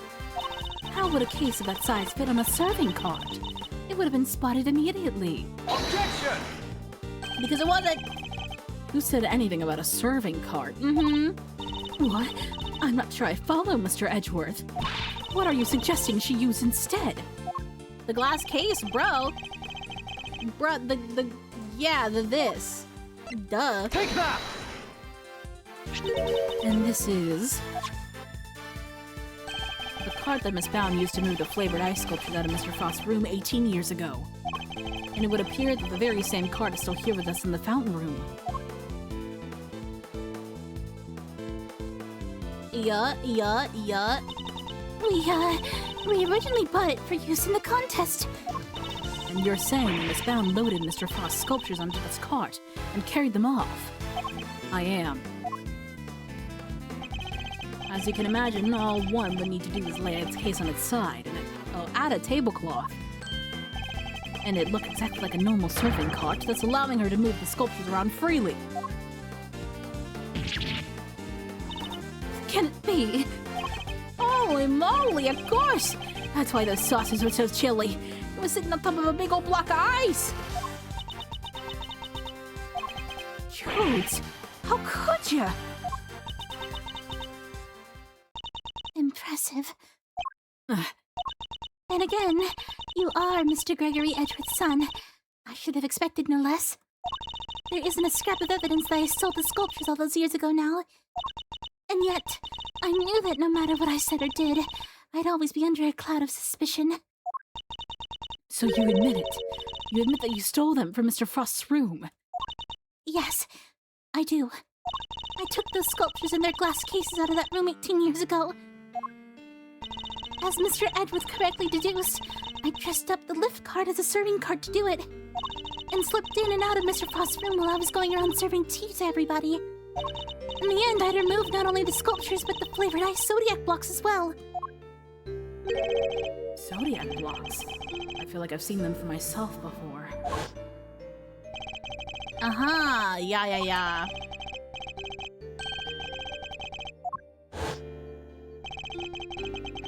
If the Winter Wing really is an exact replica of Mr. Frost's room from 18 years ago, then even though my father never saw them because they'd already melted, the Zodiac blocks must have been in the victim's room back then as well. When I had finished moving the 2 ice sculptures and the 2 Zodiac blocks out, I took 2 fresh, empty cases to Mr. Frost's room and put them where the original 2 had been. Only the sculptures had been kept in glass cases, you see, to prevent them from being damaged. The blocks were a little more robust, so they had been displayed as is. As stated in the contest rules, we were responsible for providing all display materials, including cases. Meaning it would have been easy for her to repair those empty spares she swapped in. Mr. Frost's room contained quite a few other flavored ice works in progress. I figured if I melted them down somehow, the resulting puddle would look like it came from the sculptures. And that is how the sculptures from 18 years ago came to be in the Winter Wing today. I have to say, Mr. Edgeworth, that's quite the confession. Indeed. And I think she offered it so willingly because she knows there's nothing we can do about it. That's all I have to tell you. However, despite everything I've shared, you can't charge me with anything now, can you? What? How'd you figure that out? Oh my. I would have thought you might know at least this much, given we're at a crime scene.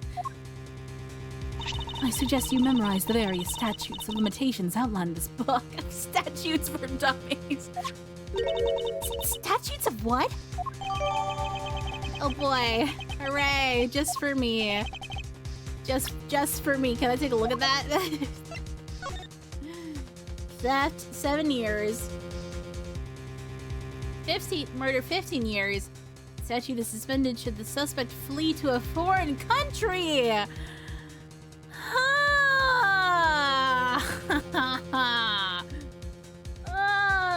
The statute is suspended from the time of any accomplice's indictment to the end of the trial. So where did you get all the rest of the statues? Where did you get all the rest of the statues, girl? Did you go to a foreign country? You said all across the world. My god. This dumb ass bitch. Simply put, Kay, prosecutors only have a certain amount of time within which they can put a suspect on trial for a given crime. Let's take a closer look, shall we? Oh, I already read it. Guys, I already read it. I already read it. Guys, I already read it. So it's different for every crime? Murder 15 years. Theft 7 years? Ah! Yes. Miss Bowden stole the ice sculptures 18 years ago. So it's too late to have her arrested for that crime. I don't believe it. Theft is a serious matter, especially when it involves the removal of evidence from a crime scene. However, as you yourself just pointed out, Miss Bowden can no longer be prosecuted for her crime. Rendering your revelation rather pointless, wouldn't you say, Mr. Edgeworth? Objection! No, bae. No. Huh, I wouldn't be so sure of that. For you see, the theft of the ice sculptures isn't my principal interest here. I find the body that reappeared 18 years after the theft to be of considerably more interest. Are you suggesting that I also hid Mr. Frost's body? I am indeed. But how do you keep a body hidden for 18 years without anybody finding it? By hiding it in a very unusual way. Oh, now this is interesting. Are you telling me that you know where the body has been for all this time, Mr. Edgeworth? It's not such a big leap if you think about what Miss Bowden has told us already. Let's just say it wasn't just flavored ice that she removed from Mr. Frost's room back there. Ah, the one with blood. Very well, if you are confident in this claim, let us put it to the test. Tell me, Mr. Edgeworth, where exactly was Mr. Frost's body hidden? Do we have the exact? We have a photo, right? Yeah, okay. Take that! A photograph of Mr. Frost's works. And of the victim's body, Your Honor. You will have to forgive me, but I don't see what you mean. Where exactly in this photograph is Mr. Frost's body? Is it in the tourist statue? Or was it the Gemini? No, it was the Gemini sculpture.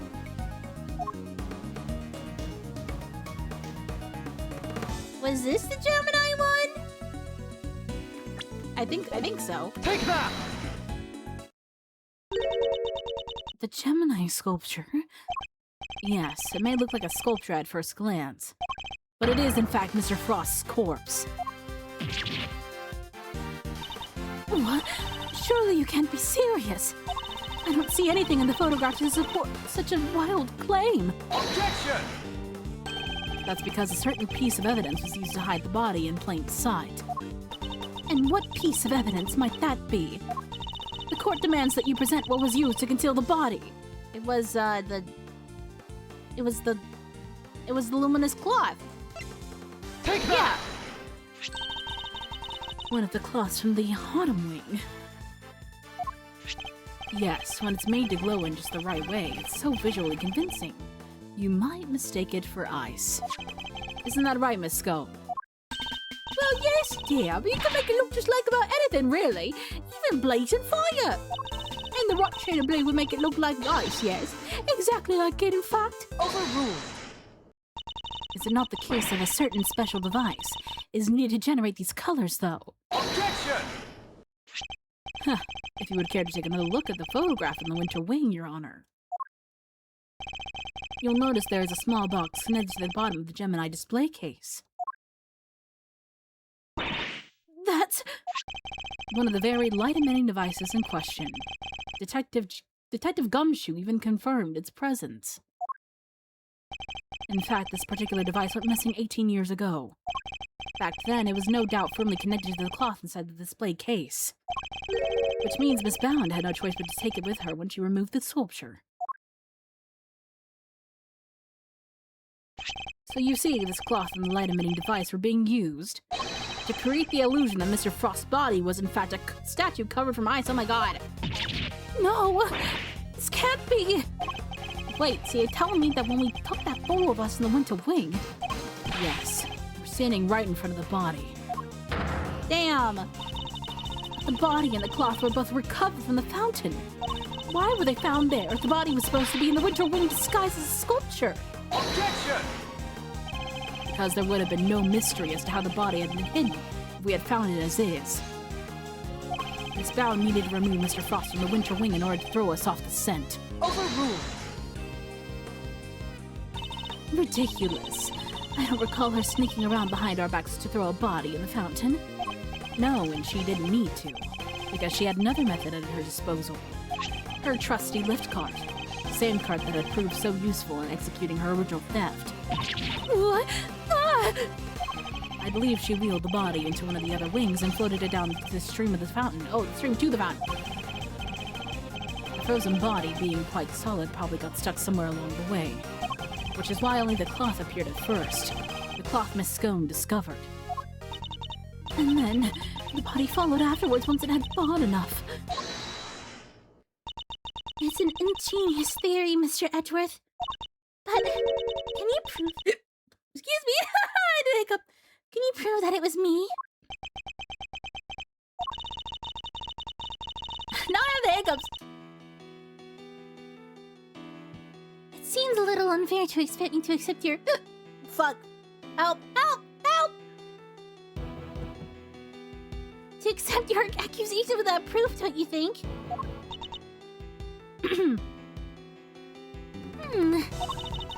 What about an eyewitness?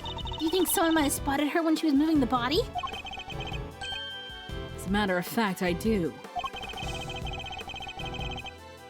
The contradiction in the piece of evidence I was provided shed light on exactly how Miss Bound moved the body as well. Well, Mr. Edgeworth, do you have any evidence to support your allegation? Of course, I have a piece of very compelling proof right here. Then please present it to the court. Do you have that proof Miss Bound acted as you claim? I think that it has to be... has to be the sketches. Take that! More drawings.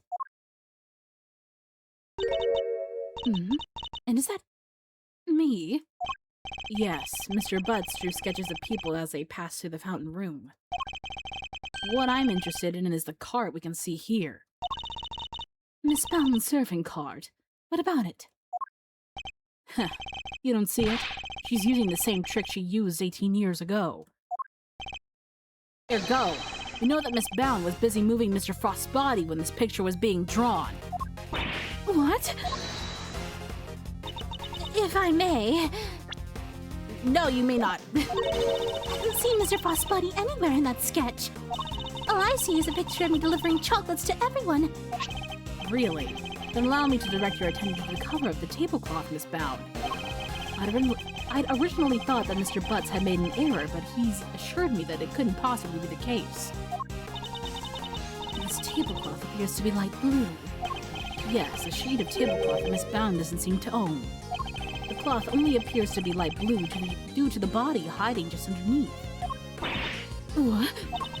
But the shape of the card is perfectly rectangular, just as one would expect. Surely it would be immediately obvious if the tablecloth were being draped directly over the body. Objection! Not if the body had been placed inside one of the hollow zodiac blocks in the winter wing.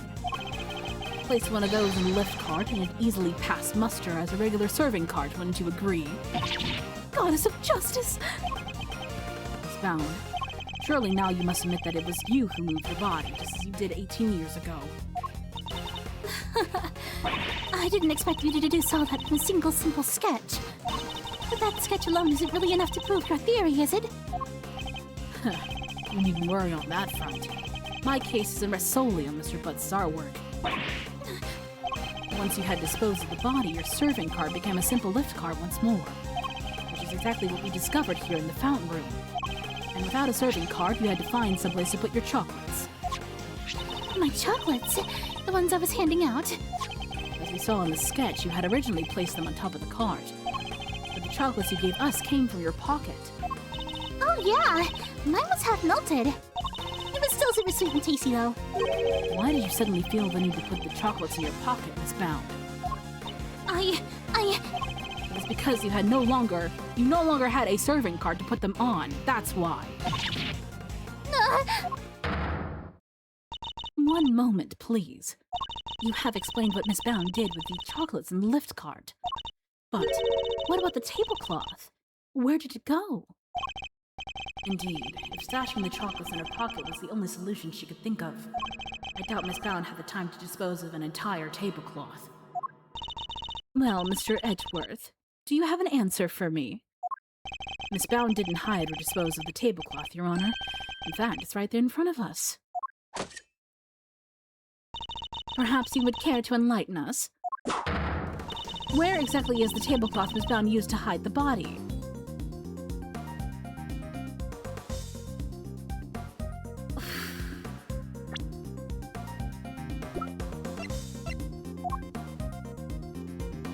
Wait, can we like go back? No way! No way! No fucking way! Oh my god! Miss Bound has the tablecloth on her person. And in plain view, in fact. Oh my god! Oh my god. In plain view. No! Surely you don't mean... Miss Bound. It's the cloth around your waist, isn't it? Holy shit! No fucking way! And given that the Zodiac blocks were kept in glass cases, that cloth would have been in direct contact with the ice.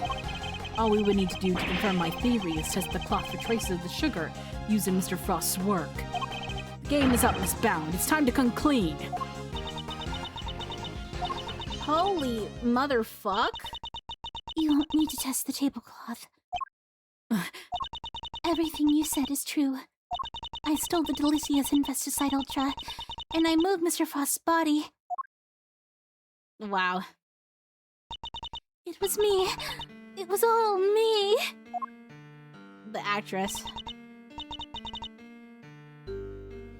Delicia, I'm so sorry. Last week I went into your bag and I took it. And then I put it in his pocket, hoping to make it look like he had tried to do it himself in. I I also made sure to leave no fingerprints but yours, just in case the police suspected foul play. Judy! You... Oh gosh. But Judes, why? Weren't we supposed to be on the same side? All fighting together to free Samson? We were, but I couldn't afford to get arrested. Not yet. Not until I'd finally proven that Samson is innocent. I'd always planned to give myself up in the end, I swear. I know it's easy to say that now, but... Why do it this way, though? It's not like you. I'm sorry, Mr. Fender. I've caused you so much trouble. I've been the guilty party all along, ever since that day 18 years ago. Are you trying to tell us that the true culprit in the IS-7 incident was you? I committed a terrible crime. I took those sculptures, and I sold them for purely selfish reasons. The moment Mr. Frost died, they became more than mere entries in a confectionery contest. They became the final works of Sansom's favorite artist. I couldn't allow them to just melt away, not before he came home. And that meant I couldn't let anybody near them, not even the police. So I hid them. I knew it was wrong, but I just had to. I put them in the cold storage room for safekeeping. But what I had actually done was far worse than anything I could have possibly imagined. Because who would have thought that Mr. Frost's body itself was posing as one of the sculptures? So she didn't know about the body when she stole the sculptures.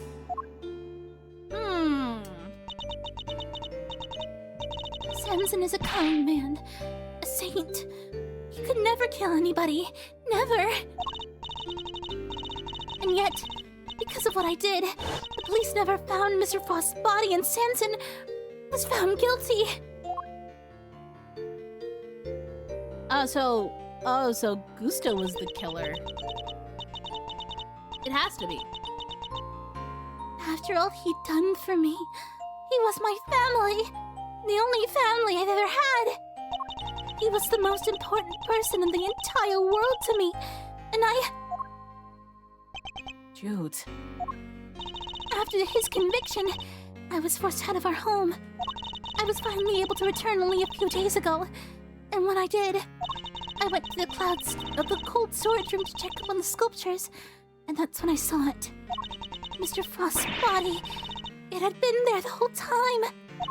Of course, by that point, the statute of limitations had expired. So I did what I did today. Because it was the only way I could think of to make things right. It seems I've misunderstood her intentions. Everything she's done really has been all for Mr. Tangaroa's sake. Hey, what are you thinking about, Mr. Edgeworth? Something that's been puzzling me. Why did Miss Bound use poison gas? Why not a more reliable method? And why disguise the autumn wing as the winter wing? The only reason I can think of is to confuse someone who was in there 18 years ago. Yeah, I wonder who she had in mind. Oh, I know. Oh, I know. Oh, I know. Oh, I know. Must be to find the true killer. Could she have been trying to discover the identity of the true culprit? Miss Bound, your ultimate aim was to see Mr. Tangaroa cleared of all charges, correct? And to that end, you had to expose the real killer and have the police find the body from 18 years ago. Is my understanding of your intentions correct? Exhibiting the sculptures was sure to force the killer to return to the crime scene. After all, they were the only person apart from you who knew that the body was hidden in the icework. So they would have freaked out thinking the body was about to be discovered and came running, yeah? Exactly. But Miss Bound ran the risk that the killer might successfully cover their tracks this time. In the worst case scenario, they might even have been able to remove Mr. Frost's body from the scene. So how could she lure the true killer into revealing themselves without putting vital evidence at risk? Oh, I see what you're getting at. You're saying that's why the autumn wing was all winter wingy. I am.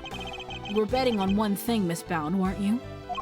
That whoever opened the Pisces case you had so carefully disguised as the Gemini case would be the real perpetrator of the IS-7 incident. No. But that would mean the real killer was... Overruled. Enough! Not another word. Do you realize the implications of what you are saying, Mr. Edgeworth? Are you prepared to stand behind the accusation you are clearly about to make? I am, bitch. Miss Bounds set a trap for Mr. Frost's killer, meaning that whoever found themselves caught in that trap is highly likely to be the guilty party.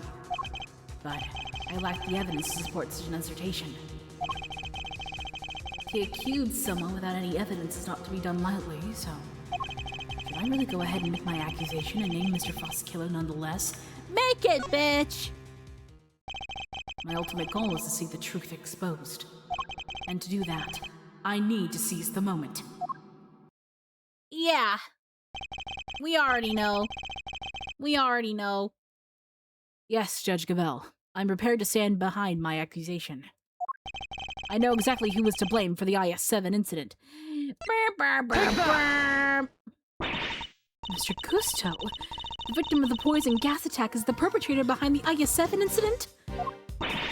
Gusti! Mr. Gusto.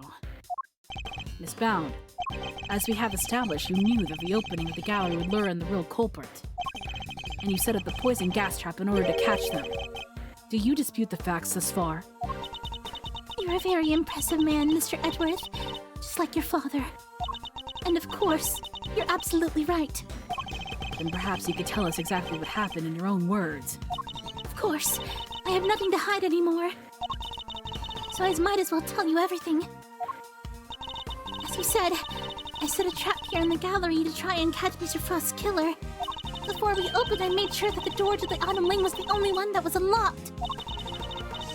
When opening time came, I ran around to unlock the doors of the various rooms, and found that the autumn wing had been locked from the inside.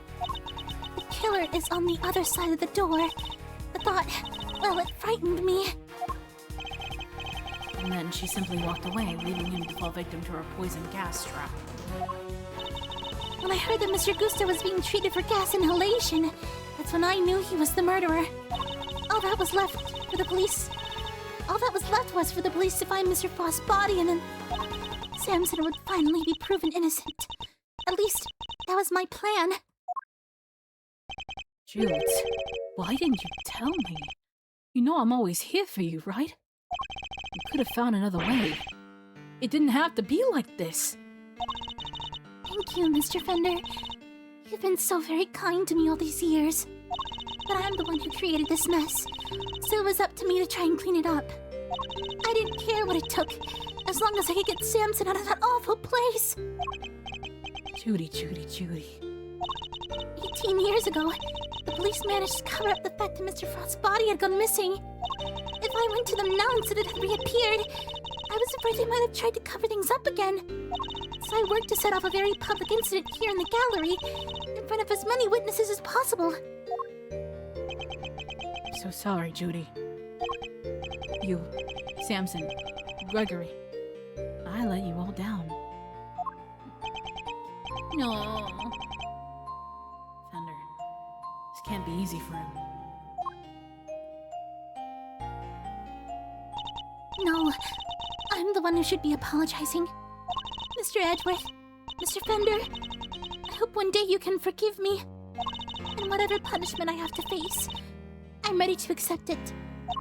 But please, if I may ask one thing of you, is that you simply must clear Samson's name.